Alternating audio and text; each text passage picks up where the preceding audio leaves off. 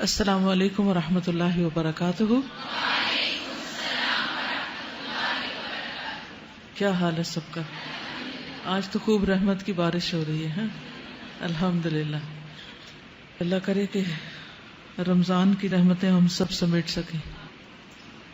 آج ہم انشاءاللہ دیکھیں گے رمضان و لیلۃ القدر، شب قدر کے بارے میں۔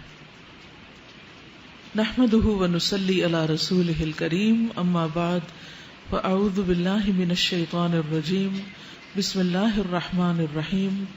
رب اشرح لی صدری ویسر لی امری واحلل عقدۃ من لسانی یفقہوا قولی۔ لیلۃ القدر انتہائی سعادت کی رات ہے۔ اسی رات قرآن مجید نازل ہوا جو انسانوں کی ہدایت کا ذریعہ ہے۔ لیلۃ القدر خیر من الف شہر، لیلۃ القدر 1000 مہینوں سے زیادہ بہتر ہے۔ یہ رات طلوع فجر تک سراسر سلامتی کی رات ہے۔ اس رات کی فضیلت میں پوری سورۃ القدر نازل ہوئی۔ اس رات کو تلاش کرتے ہوئے آخری عشرے کی طاق راتیں عبادت میں گزاری جاتی ہیں۔ اس رات میں جبریل علیہ السلام اور فرشتے خیر و برکت اور رحمت کے ساتھ اترتے ہیں، جو تعداد میں نہایت کثیر ہوتے ہیں، بہت زیادہ ہوتے ہیں۔ حضرت ابو ہریرہ سے روایت ہے کہ نبی صلی اللہ علیہ وسلم نے فرمایا، ان الملائکۃ تلک اللیلۃ فی الارض اکثر من عدد الحصی، بلا شبہ اس رات کو زمین میں فرشتوں کی تعداد کنکریوں کی تعداد سے بھی زیادہ ہوتی ہے۔ یعنی زمین پر جو کنکریوں کی تعداد ہے اس سے زیادہ فرشتوں کی تعداد ہوتی ہے، یعنی بہت زیادہ کثرت کے ساتھ اترتے ہیں۔ اس رات میں ایک اچھا عمل 1000 ماہ کے عمل سے بہتر ہے۔ اس کو خاص طور پر نوٹ کر لیجیے۔ اس رات میں ایک اچھا عمل، یعنی آپ تسبیح کریں، حمد کریں، اللہ کا ذکر کریں، کوئی بھی صدقہ خیرات کریں، نماز پڑھیں، تلاوت کریں، کوئی بھی اچھا کام آپ کریں عبادت کا، تو وہ عام دنوں میں کرنے سے کہیں زیادہ بہتر ہے، یعنی 1000 ماہ کے عمل سے بہتر ہے۔ حضرت انس بن مالک سے روایت ہے کہ رمضان آیا تو رسول اللہ صلی اللہ علیہ وسلم نے فرمایا، یہ مہینہ جو تم پر آیا ہے اس میں ایک ایسی رات ہے جو 1000 مہینوں سے بہتر ہے۔ جو شخص اس رات سے محروم رہا وہ ہر بھلائی سے محروم رہا۔ جو اس رات سے محروم رہا وہ ہر بھلائی سے محروم رہا۔ اس رات کی سعادت سے صرف بد نصیب کو ہی محروم کیا جاتا ہے۔ تو اس لیے پوری کوشش کریں کہ اپنی انرجی کو سیو کریں اس رات کی خیر و بھلائی پانے کے لیے اور اچھے اچھے کام اس میں کرنے کے لیے۔ اصل بات ٹائم مینجمنٹ کی ہے۔ وقت تو ہمارے پاس 24 گھنٹے ہی ہوتے ہیں، پھر ہم نے چناؤ کرنا ہوتا ہے کہ اس کے اندر کون سے کام ہیں جو چھوڑے جا سکتے ہیں، جن کو کٹ ڈاؤن کیا جا سکتا ہے، جن کے بغیر بھی کام چل جائے گا، اور کون سے کام ایسے ہیں جن کو لازمی کر لیا جانا چاہیے۔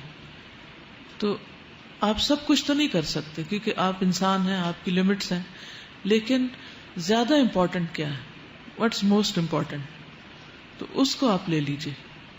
اسی طرح عام مہینوں کے مقابلے میں رمضان کے اس مہینے میں، پھر سارے رمضان کے مقابلے میں آخری عشرے میں، پھر سارے آخری عشرے کے مقابلے میں طاق راتوں میں، اور پھر طاق راتوں میں سے خاص طور پر لیلۃ القدر۔ یعنی آہستہ آہستہ انسان بہت سی غیر ضروری چیزیں چھوڑتا چلا جاتا ہے۔ اگر دیکھا جائے تو پورا رمضان ایک ٹریننگ پیریڈ ہے جس میں انسان کو غیر اہم کو چھوڑنے کے لیے ایک تربیت دی جاتی ہے کہ وہ کس طرح اپنی آخرت پر فوکس کر لیں۔ اب ہم دیکھتے ہیں کہ سارا دن کھائے بغیر بھی گزارا ہو رہا ہے نا، سارا وقت پانی پیے بغیر بھی گزارا ہو رہا ہے، اور بہت زیادہ بہتر فیل کر رہے ہیں پہلے سے۔ اسی طرح اور کئی کام ہیں جو ہم نہیں کر رہے رمضان کی وجہ سے، تو کام چل رہا ہے۔ اس کا مطلب یہ ہے کہ بعد میں بھی بہت سی چیزیں جو ہماری زندگی میں اکٹھی ہو گئی ہیں، غیر ضروری جنک قسم کی چیزیں، ان سب کو ہم مائنس کر سکتے ہیں اور کرنا چاہیے۔ یہی اس مہینے کا مقصد ہے۔ لیلۃ القدر کی تلاش رمضان کے آخری عشرے کی طاق راتوں میں کرنی چاہیے۔ حضرت ابن عمر کہتے ہیں کہ رمضان کے آخری عشرے میں شب قدر تلاش کرو، پھر اگر تم میں سے کوئی کمزوری دکھائے یا عاجز ہو جائے تو آخری 7 راتوں میں سستی نہ کرے۔ ایک ہفتہ جو ہے لاسٹ ویک، اس میں سستی نہ کرے۔ شب قدر کی راتوں میں قیام کرنا گناہوں کی بخشش کا باعث ہے۔ حضرت ابو ہریرہ سے مروی ہے کہ نبی صلی اللہ علیہ وسلم نے فرمایا، جو شخص ایمان اور ثواب کی نیت سے شب قدر کا قیام کرتا ہے اس کے پچھلے گناہ معاف کر دیے جاتے ہیں. پھر وہی بات کہ والقلب متوجہ الی اللہ، دل سارا اللہ کی طرف متوجہ ہو عبادت کرتے وقت، نہ کہ کسی کا مقابلہ یا کسی کے اوپر اپنی عبادت کی بڑائی جتانا. اجتماعی عبادت کی صورت میں کسی بھی قسم کے شور ہنگامے، یعنی جیسے لوگ مسجدوں میں اکٹھے ہوتے ہیں یا گھروں میں اکٹھے ہو جاتے ہیں کہ مل کے عبادت کر لیتے ہیں تاکہ اگر نیند آئے تو ایک دوسرے کو سپورٹ دیں اور جاگ سکیں، تو ایسی صورت میں اگر اکٹھے ہوں تو شور ہنگامہ، اونچی آوازوں میں باتیں نہیں کرنی چاہیے، گپ شپ نہیں ہونی چاہیے، لڑائی جھگڑے سے پرہیز کرنا چاہیے اور پوری توجہ عبادت پر ہی رہنی چاہیے، اور ہر ایک کی اپنی اپنی رہنی چاہیے. ایسا نہ ہو کہ ایک دوسرے کو یاد دہانی کرانے میں ہی رات گزار دیں. کیونکہ عبادہ بن صامت سے مروی ہے رسول اللہ صلی اللہ علیہ وسلم ہمیں شب قدر کی خبر دینے کے لیے تشریف لا رہے تھے کہ دو مسلمان آپس میں جھگڑنے لگے. اس پر آپ نے فرمایا میں آیا تھا کہ تمہیں شب قدر بتا دوں، لیکن فلاں اور فلاں نے آپس میں جھگڑا کر لیا اور اس کا معین وقت مجھ سے اٹھا لیا گیا. امید ہے کہ تمہارے حق میں یہی بہتر ہوگا تاکہ تم ایک سے زیادہ راتیں عبادت کر سکو. لیکن حقیقت یہ ہے کہ آپس کے جھگڑے، فساد اور غیر ضروری چیزوں میں دلچسپی انسان کو بہت سی نیکیوں سے محروم کر دیتی. شب قدر کی علامتیں. رسول اللہ صلی اللہ علیہ وسلم نے فرمایا شب قدر کی صبح کو سورج کے بلند ہونے تک اس کی شعاع نہیں ہوتی، کرنیں نہیں ہوتی، وہ ایسا ہوتا ہے جیسے تھالی. پچھلی رات کا چاند کبھی دیکھا آپ نے؟ نہیں. جب چاند غروب ہو رہا ہوتا ہے تو بالکل ایک تھال کی طرح ہوتا ہے اور اس میں سے روشنی نہیں پھوٹ رہی ہوتی جسے فجر کے قریب آپ دیکھیں. تو اسی طرح جس رات شب قدر ہوتی ہے اگلے دن صبح سورج نکلتا ہے تو اس میں سے روشنی کی کرنیں نہیں پھوٹ رہی ہوتی، روشنی نہیں دے رہا ہوتا، یعنی سورج نظر تو آ رہا ہوتا ہے لیکن اس کی شکل مختلف ہوتی، آپ اس کو آنکھ بھر کے دیکھ سکتے ہیں. حضرت ابو ہریرہ سے روایت ہے کہ ہم نے رسول اللہ صلی اللہ علیہ وسلم کے پاس شب قدر کا ذکر کیا تو آپ نے فرمایا تم میں سے کون اسے شب قدر کو یاد رکھتا ہے؟ اس میں جب چاند نکلتا ہے تو ایسا ہوتا ہے جیسے بڑے تھال کا کنارہ، یعنی اس میں چاند نصف نہیں ہوتا بلکہ اس نصف کا بھی نصف ہو چکا ہوتا ہے. کنارہ یعنی کہ بالکل باریک ہو جاتا ہے. آخری راتوں کی طرف اشارہ ہے.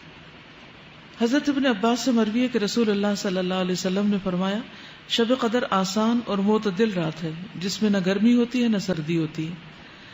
اس صبح کا سورج اس طرح طلوع ہوتا ہے کہ اس کی سرخی مدھم ہوتی، ڈل ہوتا ہے. حضرت زر سے روایت ہے انہوں نے کہا میں نے حضرت ابی بن کعب کو یہ فرماتے ہوئے سنا. ان سے کہا گیا کہ حضرت عبداللہ بن مسعود فرماتے ہیں کہ جو آدمی سارا سال قیام کرے وہ لیلۃ القدر کو پہنچ گیا. حضرت ابی فرمانے لگے کہ اللہ کی قسم جس کے سوا کوئی معبود نہیں وہ شب قدر رمضان میں ہے. وہ یقین کے ساتھ قسم کھاتے ہیں اللہ کی قسم بے شک میں جانتا ہوں وہ کون سی رات ہے. یہ وہی رات ہے جس میں اللہ کے رسول صلی اللہ علیہ وسلم نے ہمیں قیام کا حکم دیا تھا.